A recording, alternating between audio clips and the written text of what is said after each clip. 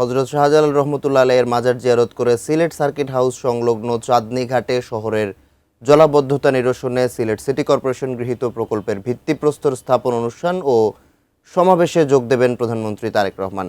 সিলেটে আছেন সহকর্মী আমিনুল ইসলাম, বিস্তারিত জানতে যুক্ত হচ্ছে তার সঙ্গে। আমিনুল, আমরা মাহির সাথেও কথা বলছিলাম, তিনি জানাচ্ছিলেন আজ সারাদিনের কর্মসূচি কয়টা নাগাদ আসলে প্রধানমন্ত্রী সেখানে পৌঁছাবেন, এই তার পৌঁছানোকে ঘিরে সার্বিক নিরাপত্তা ব্যবস্থা সহ বিস্তারিত জানাবেন।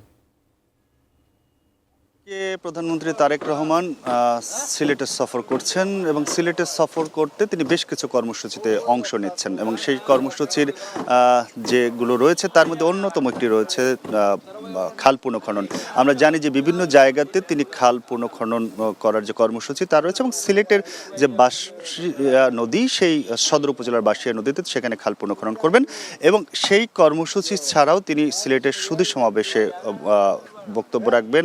সিলেট সিটি কর্পোরেশনের উদ্যোগে এইটি আয়োজন করা হয়েছে এবং একই সঙ্গে সিলেটের যে জলাবদ্ধতা, সেই জলাবদ্ধতা নিরসনের জন্য একটি প্রকল্প নেওয়া হয়েছে এবং সেই জলাবদ্ধতা নিরসনের প্রকল্পটি এই সুরমা নদীর পাশে, যেখানে সুরমা নদীর পাশে সেটি সার্কিট হাউসের সামনে সেটি উদ্বোধন করা হবে।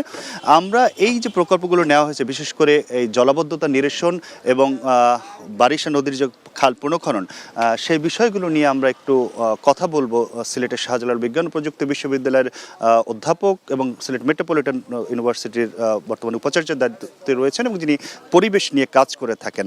আজকে যে প্রধানমন্ত্রী কর্মসূচিগুলো নিয়েছেন তার একটি অন্যতম অংশ যে সুরমা নদীতে যে জলাবদ্ধতা হয় সিলেট শহরে, তার ফলে সেটির নিরসনের জন্য এবং একই সঙ্গে বারিশা নদীর খাল পুনঃখনন, এই যে দুটি প্রকল্প এবং এছাড়াও প্রধানমন্ত্রী সিলেটে আসছেন, বেশ কিছু কর্মসূচিতে অংশ নিচ্ছেন। এই ফলে কি এই খাল পুনঃখনন এবং এই জলাবদ্ধতা নিরসনের মধ্যে দিয়ে কি উপকারে আসবে? ধন্যবাদ। আসলে সিলেটের যদি সমস্যার তালিকা করা হয়, 1 নম্বর সমস্যা কিন্তু হচ্ছে সুরমা নদী। আবার এটা কিন্তু সম্ভাবনা, আমরা 2022 সালের বন্যা পরিস্থিতি দেখেছি যে সারা সিলেট আপনার বন্যায় নিমজ্জিত ছিল। তো এখন হচ্ছে এবং সুরমা নদীর মাধ্যমেই কিন্তু সিলেটের যে ড্রেনেজ সিস্টেম বলেন, ছড়াগুলো বলেন, এগুলো নিয়ন্ত্রিত হয়। তো এখানে স্লুইস গেট নিয়ে এখানে একটা কি বক্তব্য আছে যে এটা আসলে ভালো হবে না খারাপ হবে। তো আমরা যে জিনিসটা মনে করি যে সুরমা নদী খনন করা প্রয়োজন এবং নদী খনন না করে যে খাল খননের কর্মসূচি, এগুলো কিন্তু সফল হবে না।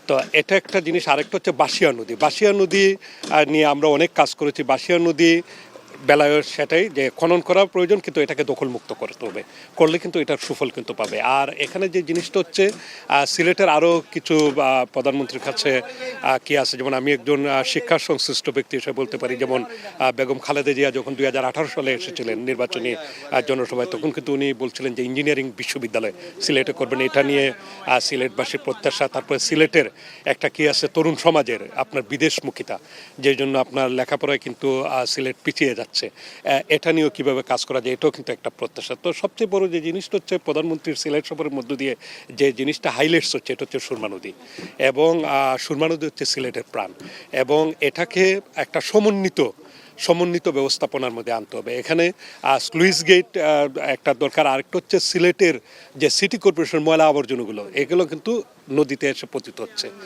এটার একটা ব্যবস্থা করতে হবে। এবং সিলেটের যে সুরমা নদীর তলদেশ আমরা শীতকালে দেখি যে প্লাস্টিক বর্জ্যে কিন্তু এখানে নিচে জমাট বাঁধে আছে সব কিছু, যার জন্য পানি প্রবাহে বাধাপ্রাপ্ত হচ্ছে। এবং 2022 সালের যে বন্যার পরিস্থিতির সৃষ্টি হয়েছিল, মেইনলি কিন্তু ওভারফ্লো করেছিল, যে নদীর যে পানি ধারণ ক্ষমতা এটার চেয়ে বেশি পানি আসছিল, এটা ওভারফ্লো করে সিলেটের আপনার অভিজাত এলাকাসমূহ কিন্তু এখানে প্লাবিত হয়েছে। তো এই জন্য আমরা যে জিনিসটা বলছি যে নদী খননের সাথে কিন্তু কোনো কম্প্রোমাইজ হবে না, যত বড় প্রকল্পই নেওয়া হোক না কিন্তু আগে খননটাকে প্রায়োরিটি দিতে হবে। এবং আমরা দেখতে চাই যে এটার একটা ক্যাপিটাল ড্রেজিং বলতে যে জিনিসটা বুঝি আমরা, বৃহৎ আকারের একটা খনন, একটা বিজ্ঞানসম্মত খনন করতে হবে এবং ছড়াগুলো যাতে শহরের বর্জ্য যাতে আবার নদীতে না নিয়ে আসে, এইভাবে এটাকে তৈরি করতে হবে।